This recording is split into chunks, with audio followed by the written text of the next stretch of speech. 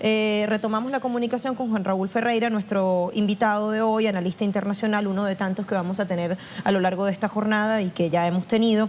Le decía que observando muy en detalle la línea de tiempo, mirando cómo han estado los porcentajes y teniendo ya estas cifras con más del 30% de las actas escrutadas, va avanzando muy rápidamente igual el escrutinio, hay menos participación respecto a 2012, habría que ver igual los resultados finales, pero Vladimir Putin hasta ahora obtiene más votos respecto a ese mismo proceso. ¿Qué nos dice eso? ¿Qué lectura hacen hace usted? Y le pregunto, ¿tiene Putin un voto duro?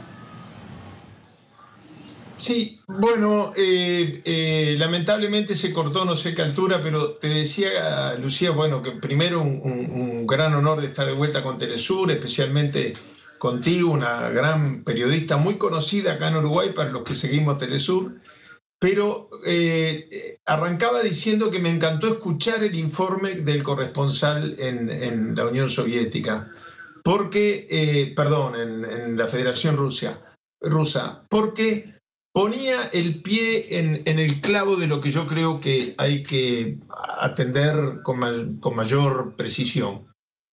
La principal característica de esta elección, sin lugar a duda, luego vamos a ir a la elección misma rápidamente, pero el principal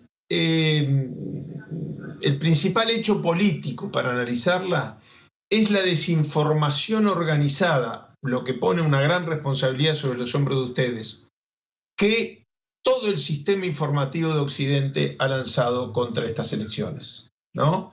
Desde alegaciones de fraude, yo acabo de escuchar hace pocos minutos en la CNN, acabo de escuchar que Vladimir Putin corre solo, que es el candidato único, porque todos los demás han sido proscritos o encarcelados, todo por un episodio de alguien que la justicia rusa procesó por delitos además bastante graves.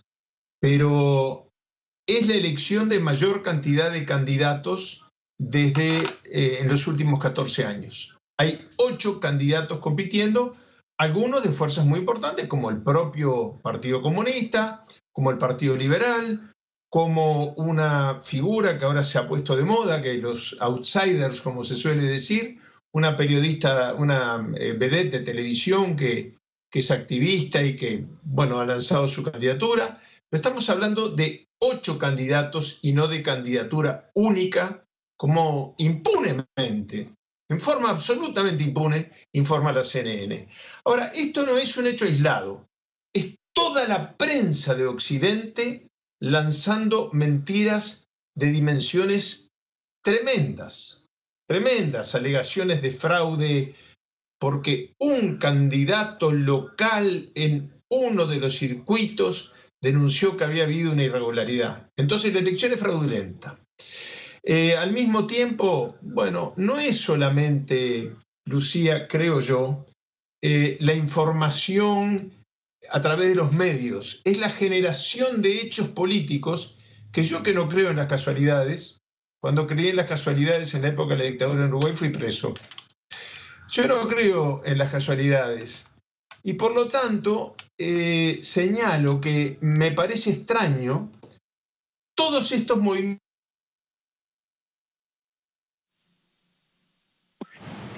Y se acusa a Rusia, a la Federación Rusa, de haber intervenido en las elecciones norteamericanas. Lo que está claro es que el presidente de Estados Unidos, su familia, la candidata Hillary Clinton, su familia, entraron en contacto con la Federación Rusa para pedir ayuda en la intervención. Más allá de eso, ningún fiscal americano, ninguna comisión investigadora ha ni siquiera alegado la intervención directa rusa. Ahora, ¿no es una intervención directa en Rusia todo lo que está ocurriendo? El hecho de que a 46 horas de su retiro, el presidente de los Estados Unidos, con perdón de la palabra, pero para decir las cosas por su nombre, un gran mentiroso, porque cada miembro de su administración que echa lo denuncia por mentiroso, esté haciendo estos cambios referidos a la investigación a la que él, no Rusia, él está sometido por la intervención en las elecciones americanas o por su pedido de intervención en las elecciones norteamericanas, haya hecho estos movimientos 46 horas antes del retiro del subdirector, es decir, justo antes de las elecciones de Rusia. Lo mismo ocurre con Londres. Tomó medidas muy importantes que, por reciprocidad diplomática, obligan a la Federación Rusa a tomar medidas similares, pero cuando faltan apenas horas para las elecciones, ¿no lo podrían haber hecho el lunes, por ejemplo? Bueno, sobre todo esto, además se guarda un silencio más importante, porque el debate de hoy, el día que me inviten para otro debate, yo con todo gusto participo y digo lo que pienso, no tengo problema, pero el debate de hoy no es en torno a la figura de Putin, sino en torno a la elección, a la reelección de Putin. Y lo que han ocultado los medios de información en forma sistemática y los gobernantes de Occidente es la popularidad. Tú incluso estás más actualizada y el corresponsal en Moscú agregó algunos datos que yo todavía no manejaba con la misma precisión, pero estamos hablando de un presidente que en el año 84, ahora si nos gusta o no nos gusta, si nos parece bien Putin o Putin, otro día hacemos un seminario sobre Putin. Lo que estamos discutiendo hoy son las elecciones en Rusia, donde lo que importa no es Putin, sino lo que los rusos piensen de Putin, que son los que tienen que elegir. Estamos hablando de un candidato que en el año 17 tuvo un 84% de popularidad, de aceptación popular. Esto no quiere decir que se transforme automáticamente en votos, y que en este año ha ido en aumento. En cuanto a las elecciones, que es el tema de hoy, lo que hay que señalar es, en primer lugar, la popularidad que el presidente recibe, el hecho de que tenga arriba de un 84% de simpatía popular, no quiere decir que se transmita automáticamente en votos. Yo estaba preparado para decir, aunque llegue al 50% y no haya segunda vuelta, que eso ya está descartado. El hecho de tener más aceptación popular que votos es un activo, no un pasivo. Porque quiere decir que mucha gente de repente, por lealtad partidaria, porque no fue, porque no pudo, porque no lo votó, pero es cualitativamente es el tema. Es muy importante tener más popularidad que votos, que tener más votos que popularidad. Y esto es lo que se está dando. La elección es una elección que tiene todas las características de una elección no cuestionable. Están asistiendo más de 1.400 observadores de distintos países del mundo, con un porcentaje de participación que no era el esperado era cerca del 60%, pero que sigue siendo mucho más alto de lo que se está dando sistemáticamente en Occidente. No nos olvidemos de Chile recientemente, el Reino Unido un poquito antes. Lugar a duda, de los márgenes de votación en los países donde el voto no es obligatorio es muy bajo, por el disconformismo con el sistema. Quiere decir que aún siendo menor el porcentaje que en la elección anterior, demuestra un nivel de aceptación, la falta de ese voto castigo que se está dando en todo Occidente. Con eso, Juan Raúl, con eso responde muy claramente nuestra pregunta. Quisiera también aprovechar el tiempo y no dejar de preguntarle sobre esto. ¿Cuáles parecieran ser los desafíos de aquí en más a propósito de esta continuidad de gobierno que seguramente es lo que se viene? Bueno, el tema importante ahí es que él obedezca el mandato de los rusos.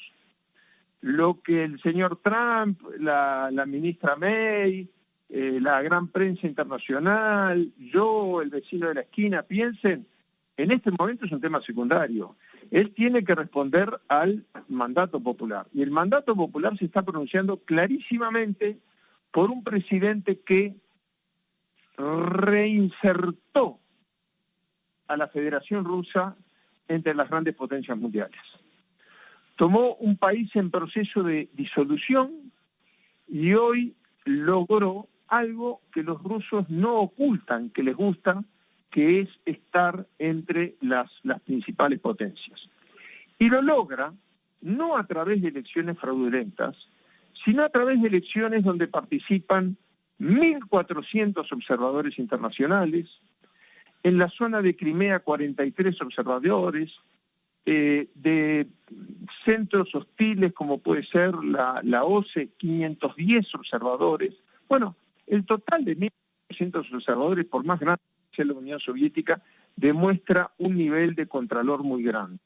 Al mismo tiempo, yo he leído declaraciones de observadores que no están alineados, sus respectivos países, no están alineados a la Federación Rusa, el representante de México, el representante de España, que han dicho que la elección ha sido de una transparencia absoluta. Yo pensaba que los índices de popularidad que superan el 80 y tanto % no iban a tener un correlato electoral y eso no me parecía negativo, me parecía un activo para él.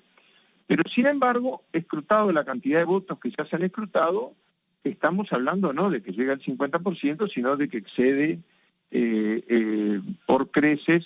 Hay consultoras que hablan del 73%, otras del 75%, pero el último informe que yo vi, creo que ustedes tienen información más fresca, el Consejo Electoral de Urna ha dado una proyección de arriba del 76%. Pero, punto más, punto menos, es una elección ganada avasalladoramente en un mundo donde la gente vota contra el sistema imperante en su país, donde la gente vota contra sus gobernantes y donde la gente vota protesta. Acá no ha habido voto protesta. Es más, donde más ha crecido, de acuerdo a los resultados de boca de urna, la popularidad del presidente Putin, es precisamente en los sectores juveniles, los sectores que votan por primera vez. En los sectores que votan por primera vez, los índices de apoyo son tremendos. Vale el voto de aquel que vota por primera vez lo mismo que el de un anciano, pero cualitativamente da una proyección de liderazgo mucho más importante. Quiere decir que yo no sé, pero no es problema nuestro, Lucía, cómo van a ser los grandes medios de difusión para explicar el desfasaje entre lo que anunciaron y lo que ha ocurrido en el día de hoy. Raúl, muchísimas gracias por estar con nosotros y entregarnos estos minutos de análisis. Hasta pronto. Un gran gusto y hasta pronto, ojalá. Hasta una próxima. Despedimos a nuestro analista internacional, Juan Raúl Ferreira, conecta con nosotros desde la República Oriental del Uruguay.